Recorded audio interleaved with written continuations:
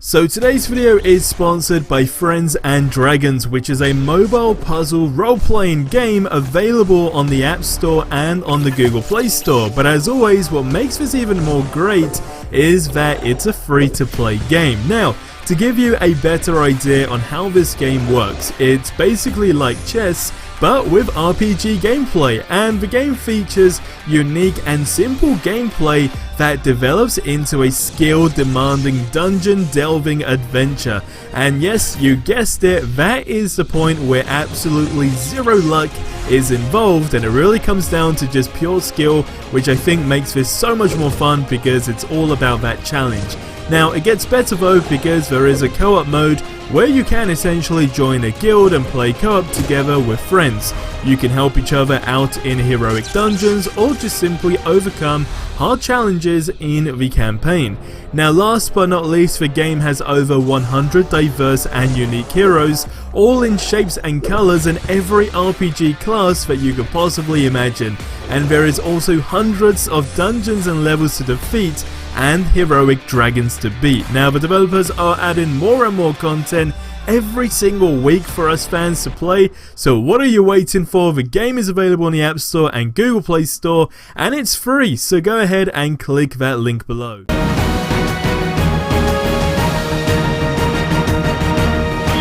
So a ton of stuff has happened in the last 24 hours, and more recently we got an official look at the Ronin suit for Hawkeye, which is coming March 18th. As you'll see in the background, it has a lot of people hyped up. Now, I do want you guys to get in the comments below, let me know where you rate this suit out of 10. I've got to be completely honest and say, for me, it's easily a 10 out of 10. I just feel it's one of those suits that, I guess, it just feels like they've done it right for the first time. I don't know if it's maybe just because it's our first DLC character that a lot of people are looking forward to, and as far as like the skins go and so forth, they could be a bit more creative, but this is easily 100% without a doubt a 10 out of 10 for me, and I think they have got it spot on. But leave your thoughts on this one in the comments below. As always, drop a like on this video and hit that subscribe button below if you still actually have faith in Marvel's Avengers. Now, to add all of this up as well, remember the devs warning players about the XP stuff.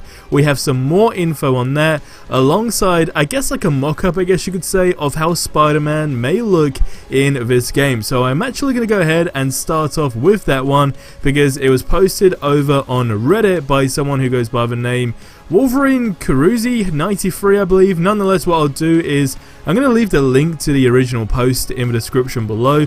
I definitely urge you guys to go ahead and support that post, because he's done a few mock-ups of other characters as well that are highly anticipated DLC characters, I guess you could say. But I think this is pretty decent, if I have to be completely honest. It kind of just gives an insight on how the character could possibly look, especially in a harm room, which is safe to say definitely looks exciting. But leave your thoughts on that one in the comments below, and like I said, just go ahead and support them over on Reddit, because they do a few other mock-ups as well. Hopefully we get one for Black Panther. I think that would be really cool.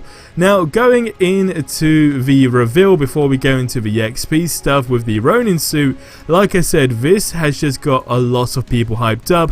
When we talk about cosmetics in the game, we've always said that they're not really 100%.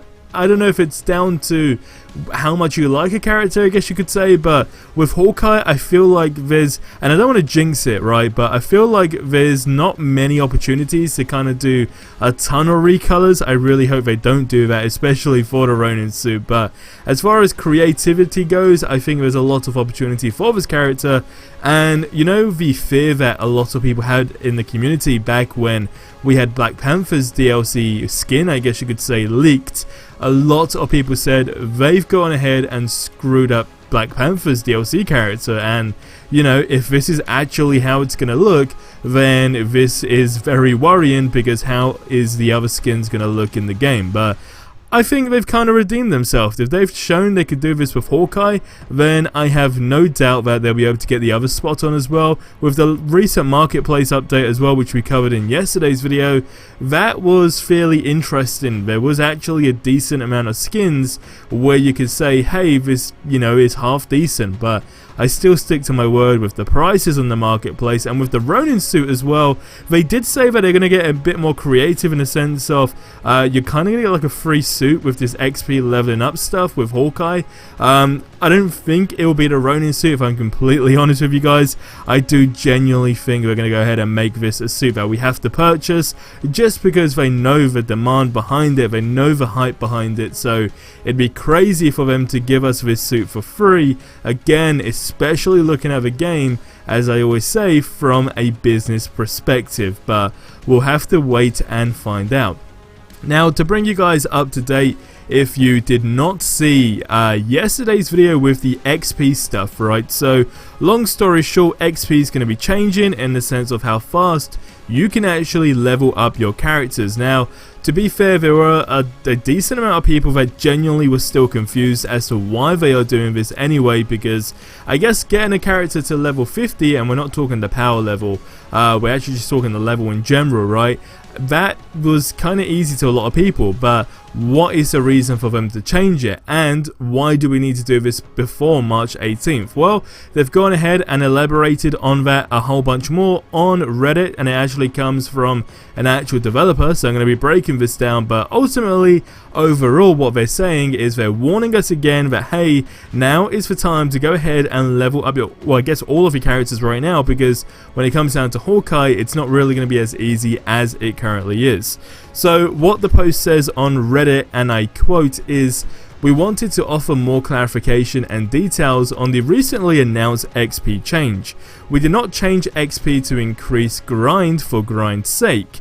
Our initial blog was not comprehensive enough to convey what we were doing and why, so we caused a bunch of confusion, and we get it. So what are we doing and why?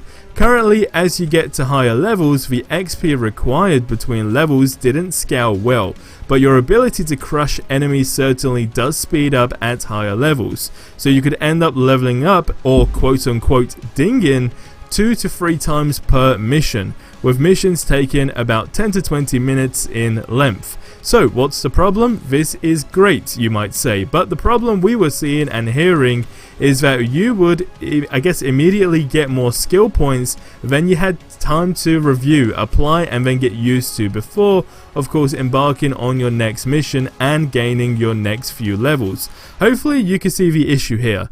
We want people to level up. In fact, we really want to see more people level up more heroes, as playing the full Avenger roster should be the most fun thing you can do, but we don't want the leveling up experience to be too overwhelming or to diminish exploring each skill purchase. So we smoothed out the higher level curves to make it so you are less likely to, and again, quote unquote ding, more than once or twice per mission at the higher end. There is so much, I guess, variability in how quick you can gain XP, such as with level types, mission selections, etc, etc, but the end result of our tuning was meant to add around 3 to 5 extra hours to reach the maximum level in total. This means leveling at a steadier pace around every 2 to 4 missions at the upper end.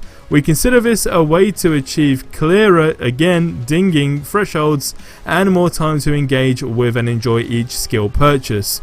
We also tuned the game to make every leveling up slightly faster, giving more players advantage against enemies when first starting out, and hopefully making them feel like a superhero faster.